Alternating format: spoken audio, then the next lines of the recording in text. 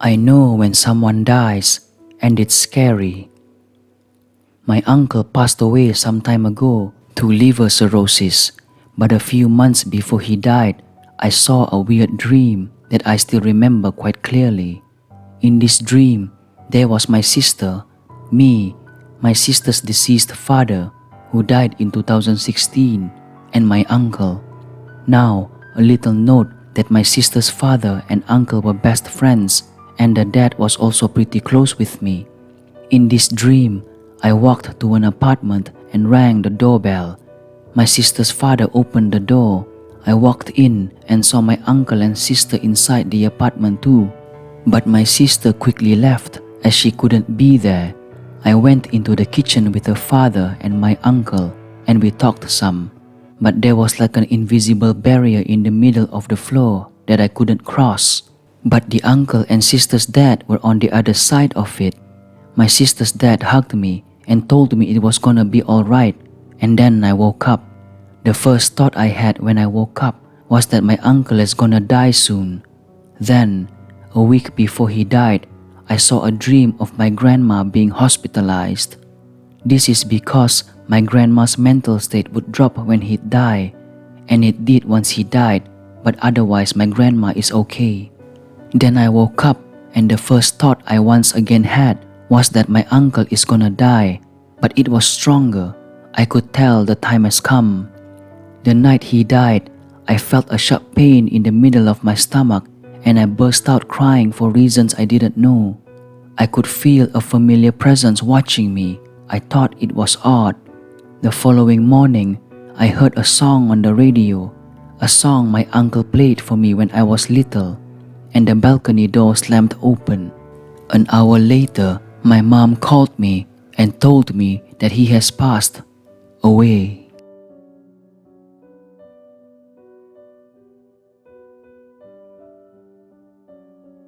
Original owner never left.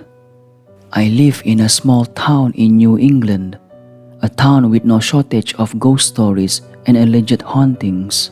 Here's a brief backstory of this particular sighting and my first experience that cemented in my head that ghosts, in one way or another, do exist. My uncle was a contractor for many years. When he retired, he started doing residential caretaking for people who went down south to winter. This one particular house was owned by a man and a woman, children of their deceased mother who had recently passed and lived there alone. When she died, neither of them came to clean the house up, so everything was left exactly as it was the moment she died. All her possessions right where she left them, sort of creepy in its own right. The house itself was an old horse stable many decades ago, converted into a livable space. There was a square hallway that went around the circumference of the house, and in the middle was a very large living room where the horse stalls used to be. The old woman also used this room pretty exclusively, as her bed was in here too. Around the hall there were motion sensors, 1 through 7. Near the front door was an alarm panel, and if a sensor detected motion, the corresponding number would light up. One night, around 1 a.m., my uncle called me saying the alarm was going off at the house as he got a call from the security people. This town has basically zero crime, so that wasn't even considered. He asked me to go check it out as he can't see well in the dark. I get up and head there. As I get inside, I look at the panel. The sensors are lighting up and going out in order as if someone was pacing the halls. 3, 4, 5, 6, 7, 1, 2. Then it stops. Sensor 2 has a view of the living room, which was her bedroom. I put the code in to silence the alarm and pull my carry pistol just on the off chance there was an intruder. Standing in the middle of the room, facing away from me, is a translucent figure of a woman in a nightgown. I was frozen for what seemed like an eternity. It's hard to describe. It's almost as if I saw her and didn't see her at the same time. I staggered backward, and as I did, the figure turned towards me and disappeared. I didn't get the feeling it was malicious in any way, but I screwed out of that place faster than ever. Between then and when the owners eventually sold the property, I would only go back during the day and only with someone else. That was 10 years ago, and I think about it all the time.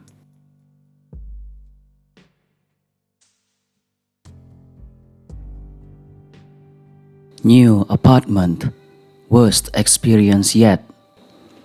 Alright, this just happened earlier today, so it's extremely fresh in my mind. Still a little freaked out. I haven't had many paranormal experiences that I'm aware of at least, but I am very open to the ideas of them regardless. I've been told spirits have spoken to me and that I have empathetic tendencies when it comes to people's energies, which I'm also into the idea of. When I was younger, like maybe 6 or 10, I would get these headaches where instead of pain, my mind would be clouded with voices. For a good 5 or 10 minutes, it would sound like the empty room or house would be filled with people talking or yelling or conversing, and sometimes my vision would even blur because of it. That stopped occurring into my teenage years and into my adulthood. Almost nothing like that has ever happened since, except for a moment at work once a year or two ago. The headache happened very quickly and erratically in the middle of a conversation with a coworker, where I got dizzy and heard those voices and literally had to hold myself up and stop talking. It was weird. My coworker thought I was crazy, and I haven't really thought about it much since. When I finally told someone about these weird experiences, they explained it could have been spirits, especially since children are much more connected to these things. So that being said, I just moved. I literally moved a floor down from my old apartment in the same building, which is easily over 100 years old. I think it used to be a hotel of some sort due to the arrangement of it and sizes of the units. Anyways, nothing weird happened in my old unit, but a week into this unit, I just had this experience. I put my laptop down because I was getting tired, wanting to take a little nap. I'm still awake, but barely. I was like in that exact moment where you know you're about to be out for good, hardly conscious, and I heard a man's voice murmuring something, almost sounded like he was complaining about something. And then a few more regular voices joining in. I was just conscious enough to think it was weird to be hearing this, until I heard the most awful horror movie woman's voice. I don't even watch horror movies, mind you, going, "Why? Why? Why are you in here? Get out of here! Get out of here!" Over and over. Even typing this, my heart is pounding. My body felt hot and I was horrified, but slightly paralyzed due to almost being in REM sleep and had to force my brain to snap me back to real consciousness.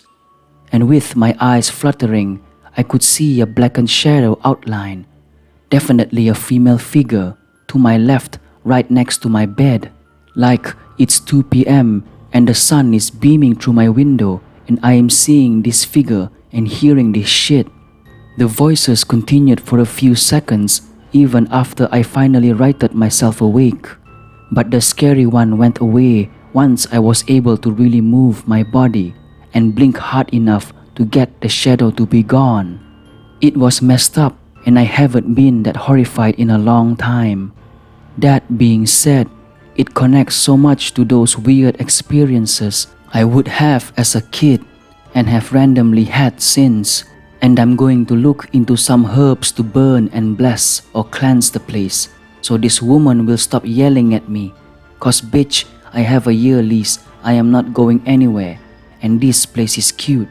So, if anyone has any other suggestions, ideas or thoughts about this, I'd love to hear it. Or if anyone has these headaches, please let me know I'm not alone. Edit. I have also experienced sleep paralysis, and I know it's similar, but I also know it isn't the same, especially because my previous experiences, I wasn't trying to sleep for any of them. Just wanted to mention.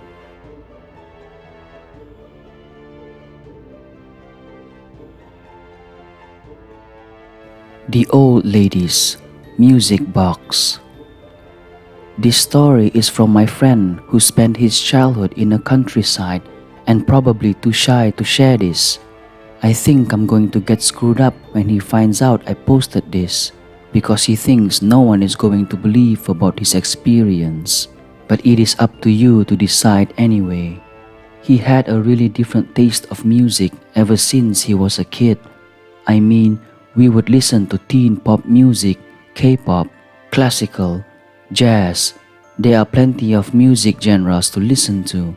Instead, he had a thing for orchestral music, opera, carillon, and instrumental. I don't know why, but he really loved to listen to those sad and creepy types of music. But he wasn't really into horror movies and supernatural stuff. He just loved it. His family and I sometimes made jokes of his weird taste, but we all respected him. On his 11th birthday, his father gave him an old tiny music box as a present. It is a circle-shaped music box with a thin lid. It is beautifully decorated with some type of decaying yellow metal, bronze maybe. You have to wind the heart-shaped metal blade to start playing the music, and if you close the metal lid at the middle while the music was playing, it would also stop playing midway. The music is also cool and heartbreaking, maybe lasting around 2 or 3 minutes after each full wind. His father said that he got this from an antique store run by his friend with a really cheap price. He also added that the music box is said to be haunted, but we ignored that fact as we are all skeptics who never experienced anything paranormal. So without any doubts, he loved it dearly. He wouldn't stop winding the music box even after thousands of times. We had to listen to it a million times non-stop, that the music kept winding in our own minds, though the music box isn't playing. He valued the music box so much that it occupied the table beside his bed permanently. The activities began soon after the arrival of this music box. Though we believed the activities as mere accidents, we later figured out that they were not coincidences at all, after he spoke up about his own experiences years later. I will provide 2 incidents that has happened so far. The first was his kid sister, who was 5 or 6 years old. She said she went to his room to find something when he was absent. He was probably out with me to play back then, and she accidentally knocked the music box over the desk and forgot to put it back at its place. She then entered the living room to keep looking for something and found it at the top of a shelf that was too tall for her to reach. So she took a chair, stepped over it, and tried to reach for it. But something collided the chair, causing her to fall onto the ground. She kept crying and saying something knocked her chair, but we ended up with the conclusion that she went off balance, which caused her to fall to the ground. I think she sprained her ankle and wasn't able to walk for a week. Next is me, who spoke bad about the music box. I was only joking though. I think I was at his home to help him with his homework that day. I already finished my job, so I sat on his bed while he was doing his homework. I felt kinda bored, so I picked up the music box, winding the metal blade, and listened to the melody. Since I am not a fan of those types of music, I laughed it off and said something like, "Man, this melody is so boring, it's putting me to sleep."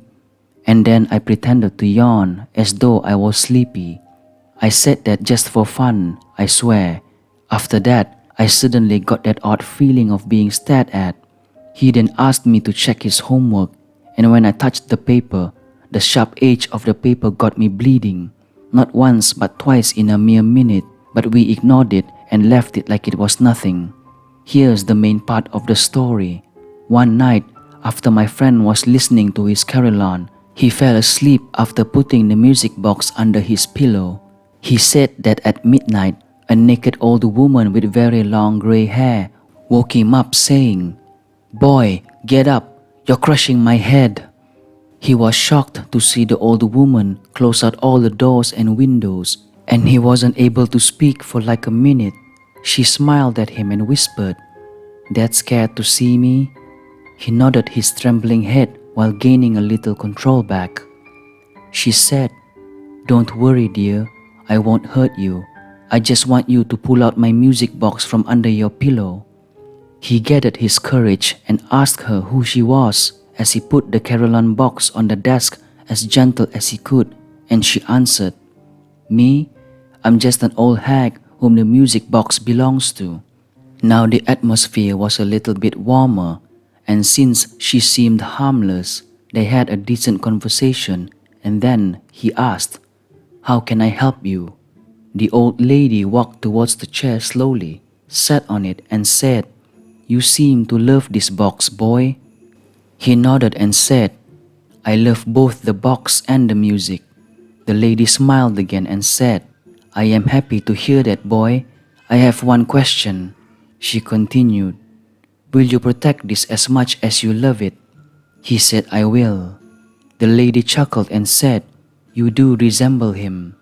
She then stood up and walked towards him, handing over the music box gently into his palms and kissed his forehead with tears in her eyes.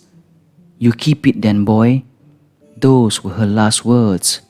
He said that after the kiss, he became dizzy and couldn't help but fall asleep gently as the old woman watched him. He had no idea who that woman was and only found himself in a haze, not sure if what he had experienced was real or just an illusion cast by his dreams. He opened up about this years later during a holiday family reunion. Then in the next few days, me, my friend and his father went to the antique store to check as we were curious and asked the locals where the music box originated from. Here, we discovered its past. I'll brief it to you. Before the Civil War broke out, a young and happy couple were married.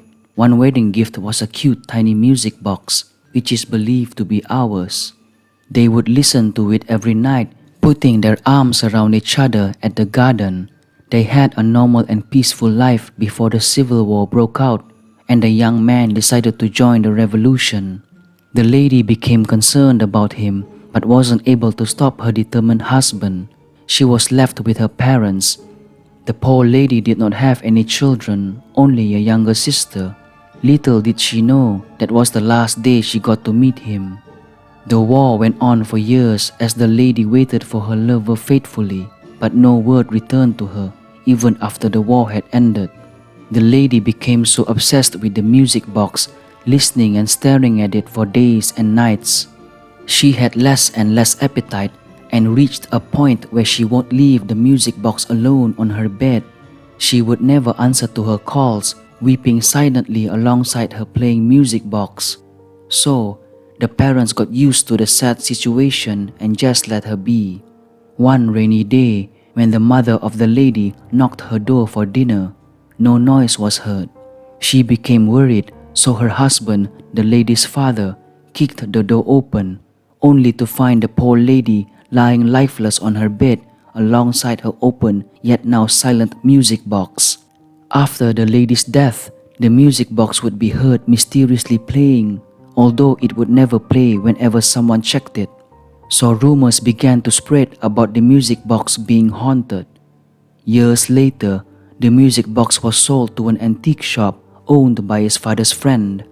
When it first arrived, everything seemed fine, but after a few years, the music box was becoming very old, so the owner kept it in a storeroom where he kept other antiques.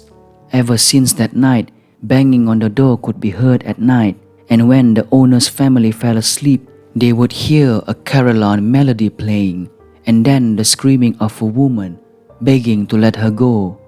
The owner's family became so horrified that they decided to throw that music box away. Later that day, my friend's dad found it and asked the owner about its price. The owner just said, "Take it away." So it ended up at my friend's house. It always gives me chills whenever I think about the music box. By the way, it's still in good shape, but some certain notes cannot be played anymore. Dear lady, I hope you found your lover in the next life.